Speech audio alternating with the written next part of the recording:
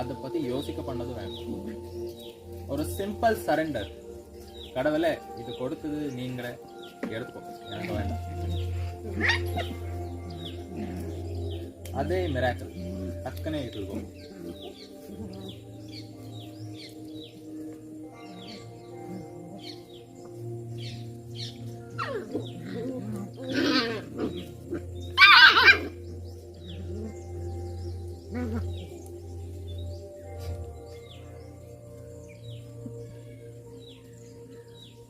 I will give you a live example. Absolute live example. இப்ப நாய்க்குட்டி விளையாடுது.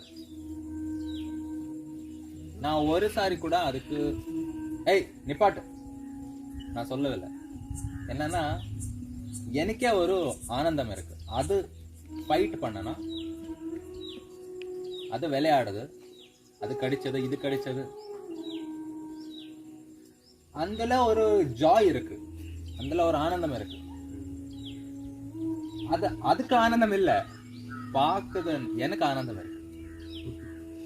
இதே மாதிரி மனிதன் ஃபைட் பண்ண அப்புறம் நமக்கெல்லாம் சோகம் இருக்கு, கோபம் இருக்கு, ரோஷம் இருக்கு. ஆனா கடவுளுக்கு ஆனந்தம் இருக்கு.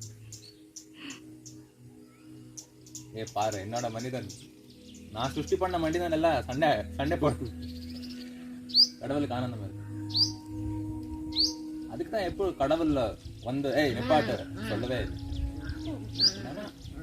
சண்டை போடுங்க, அந்த ஒரு ஆனந்தம் இருக்கு.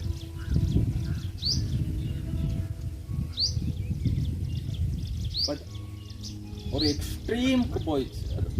அந்த சண்டை கூட ஒரு கில், மர்டர், அது எக்ஸ்ட்ரீமுக்கு போயிடுச்சு. But still God will not stop. God will not stop until you pray. நீங்கள் ப்ரேயர் பண்ணுங்க, அப்பா கடவுள் he will do something. Without prayer nothing will happen. Without prayer nothing will happen. prayer இல்லாம எதுவும் நடக்காது.